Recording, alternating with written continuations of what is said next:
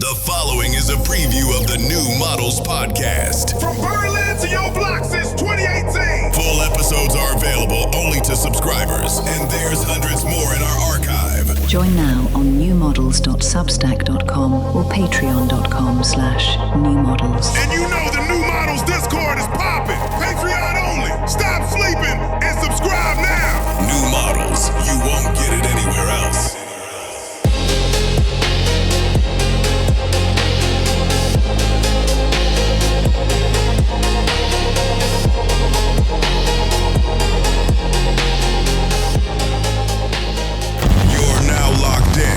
With New Models.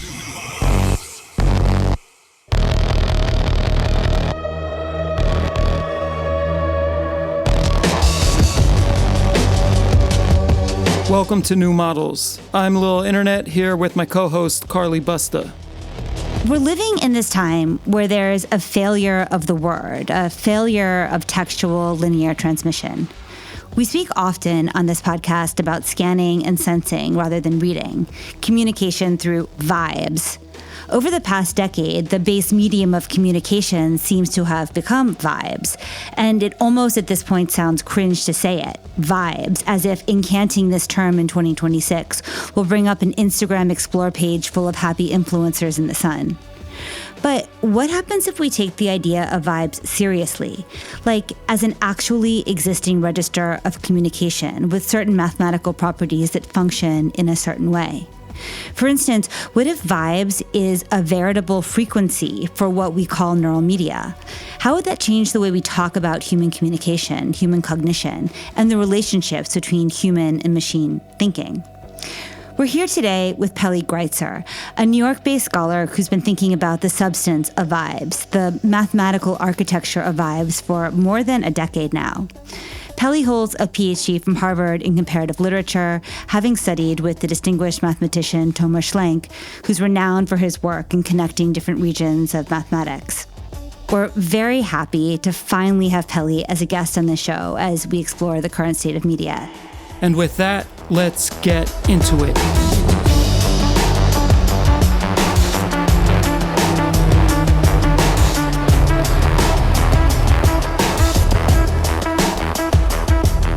So, Peli Grietzer, welcome to New Models. Hi, happy to be here.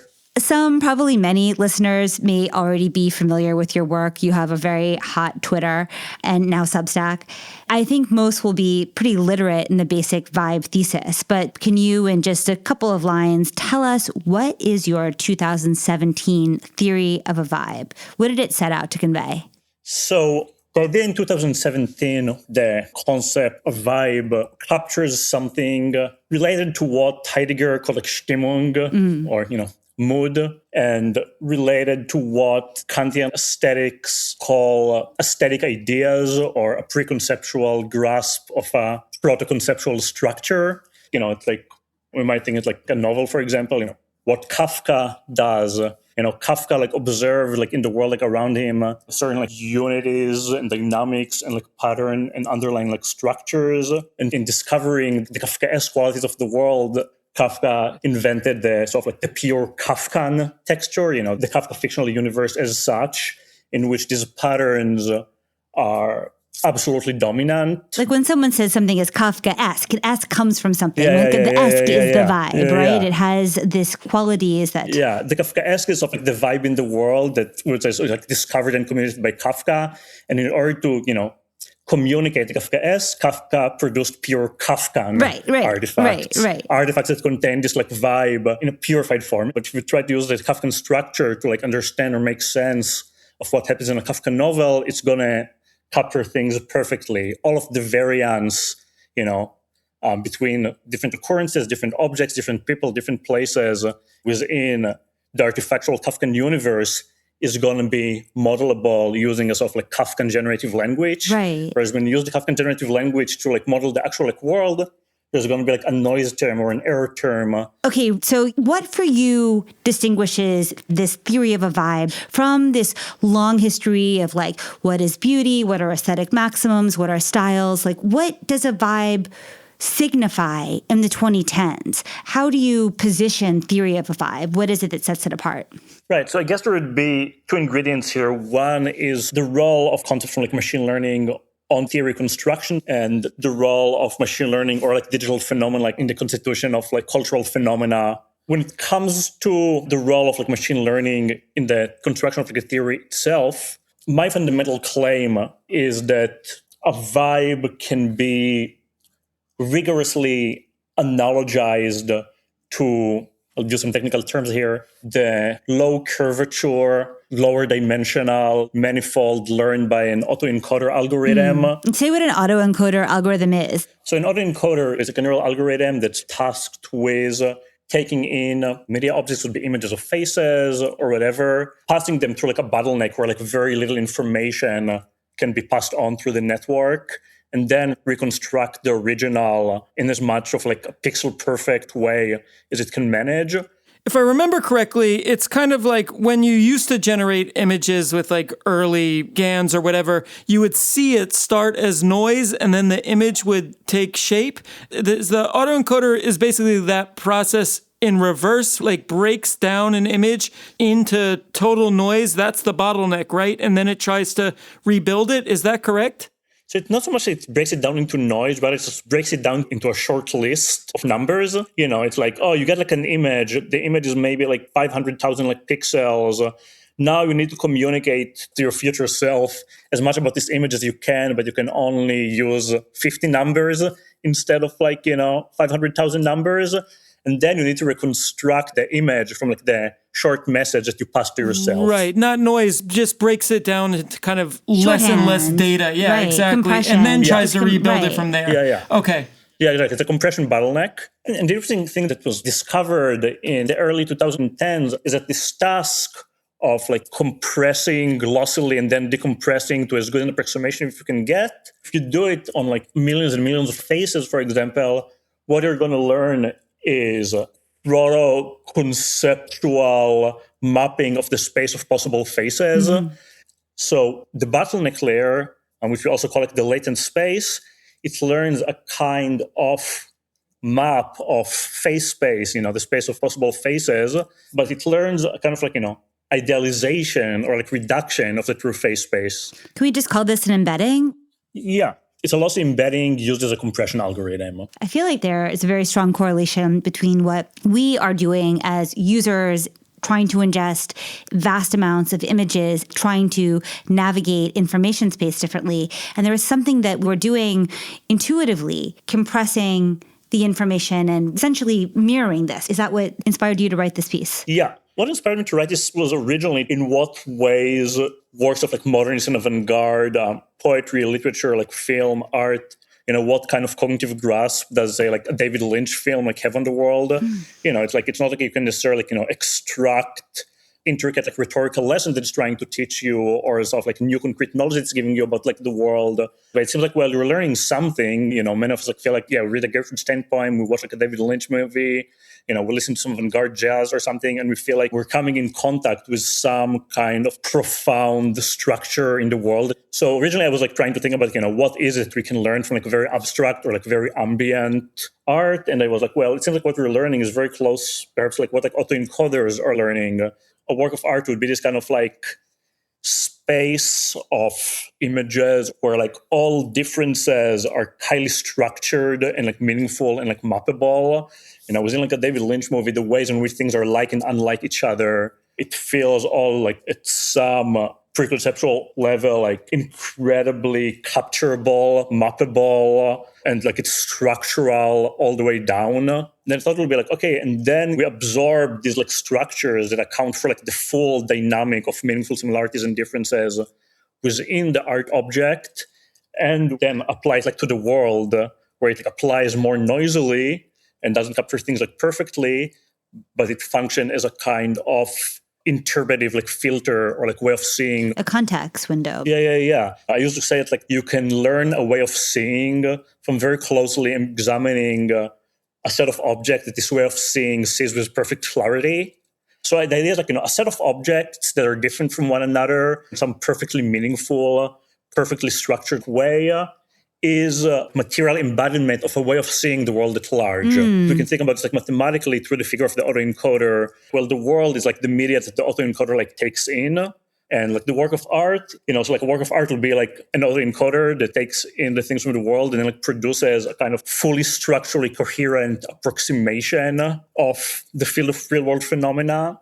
And then by setting our attention on this structurally perfected approximation, we learn a way of interpreting the world that is, of course, an imperfect way of interpreting the world. I mean, when you say work of art objects actually became so static over the past 15, 20 years. But something like film, like I think of in the aughts how Sofia Coppola or Harmony Korine were criticized as being nothing more than mood. Oh, but sure. In a way, they presciently understood that was increasingly how we were communicating. But, well, there are a bunch of memes. There's the same energy meme, like when two things that are really disparate, like face of a dog and thing of pasta. I don't know, but people would put them next to each other and be like, same energy. But also... Right. Or I was thinking like for compressibility, I think about the starter pack meme where all it takes is like these 4 objects to give you a particular lens that you can probably recognize many, many objects that fit that starter pack. And then when you apply to actual like real people, I feel like there are going to be 2 stages. One, from the like 4 or 5 objects,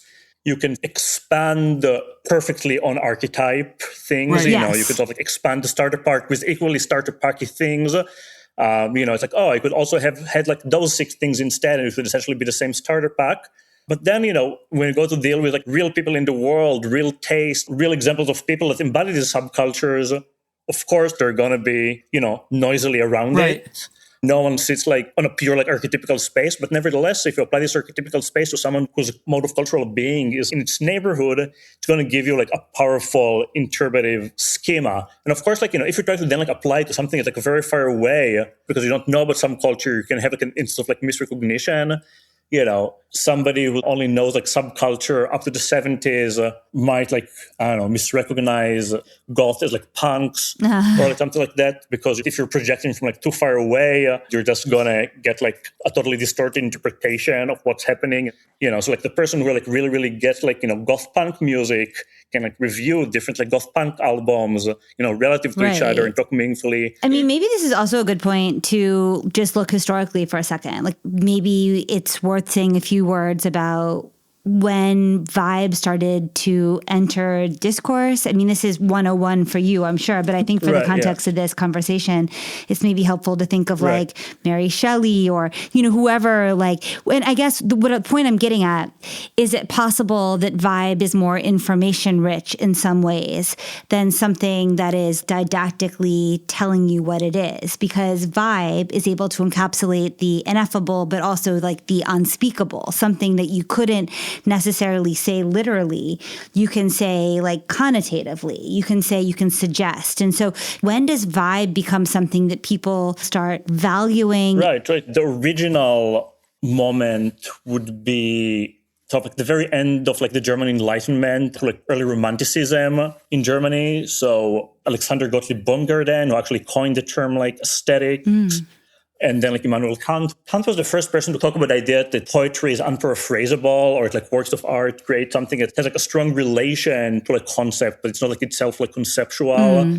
So like harmony between mind and world and language that like allow for the possibility of like conceptual thought and conceptual organization. So we have this like idea coming from sort of late German Enlightenment and early German Romanticism that can be very important or rewarding to try and represent those more primordial, more ineffable structures, and that this is something that like the work of art or especially poetry can do. And then it's sort of like, it moved through like Percy Bysshe Shelley, English Romanticism, and gave us the concept of like capital P poetry or of like high art, the idea that like art can be a way of communicating or of like exploring this like ineffable, the platform upon which more concrete thinking lays itself. Yeah, that like idea really started propagating itself around like the turn from the 18th to the 19th century through like German and then British Romanticism. Then there was like an early 20th century boom, especially around Heidegger and Adorno, working slightly different like ends of this. Heidegger would call it like a Stimmung or like a mood. Heidegger said something like, before anything can be like intended or like thought, a mood already reveals the image of like a world as a space in which anything specific could be thought or intended. Like, for example, you have, Emmeline Butterfield Rosen wrote this genius book about the changing conception of the human figure in art in the late 19th and early 20th century. But to use like an extraction from that, you could think of the visual language of Gustav Klimt, where suddenly bodies are diaphanous, are no longer rooted in the earth. There's this other kind of representational world, which like precedes, or you can go back earlier, as Emmeline does, of like Seurat, Impressionism, some of these forms of representation which precede or maybe are kind of co-evolve with, but like you first see these images which tell of a different world. And, contrast that with like the old school classic Parisian figure drawing and like the thinker, these ponderous, heavy objects, or contrast that with like Alfred Loos, an architect who was incredibly restrained, made sure there was no ornamentation. So you oftentimes see these aesthetic battles happen before there's language for it. In contemporary terms, I would think of like the visual language of Angelicism and the Film O One world. And like that was so strong. And sorry, but Vibe Shift, Angelicism having Substack, that was tuning into this question of a vibe changing and not didactically putting forward a new aesthetic, but just feeling out a new kind of visual language, right? So I think that continues. Like the Stimmung is first. Right. And the New Models audience is probably familiar with like world making, defining like the parameters, like what's possible and what's like thinkable and what's like doable in a certain kind of like, place and time and state of technological like development and like way of thinking and mode of cultural organization. So a vibe is sort of like the aesthetic resonance of like a world making process. It's like nice. In order to world make, there needs to be some kind of cognitive coherence that explains how things in this world like arrange themselves. Like, sure, like we have like ideologies and incentives, but in order to make worlds, we also need to be able to coherently and compactly flow in them and like feel our way like around them. And that this like requires some kind of ineffable harmony or coherence or legibility that we're going to be perceiving as like a vibe. A vibe shifting, it's a way to say like, well, the world is like changing and we're experiencing like the change in the forms of feeling and thought. Some forms of like feeling and thought that went with the coherence of the old world are now disappearing, and new forms of like feeling and thought that are going to be the one that sort of navigate and construct and organize the new world. Those are coming into being, but because those structures are sort of like ineffable, we feel them as like a vibe. We feel like the new organizing like principles and the coherence that makes them possible as organizing principle is a vibe. So the theory of vibe, there's some kind of like relationship between the kind of coherence that makes some form of like world making viable and what we call like the aesthetic coherence of a vibe or of a work of art that expresses it. I feel like pop question for both of you. Are there like any vibes that feel particularly like now or forward looking? I don't put you on the spot, but does something come to mind for either of you? And that doesn't mean that they are definitively so, just like very subjectively, personally, that interest you on a vibe level. I see a lot of bad vibes. And there are bad vibes. Well, but like Lana Del Rey was a certain vibe at a certain point. Like, are there certain vibes that you feel are doing that actively right now? I can say it like, I'm interested in like... If you've made it this far, you already know New Models is for you. Subscribe now at newmodels.substack.com or patreon.com/newmodels for all of our full episodes and the hundreds more in our archive.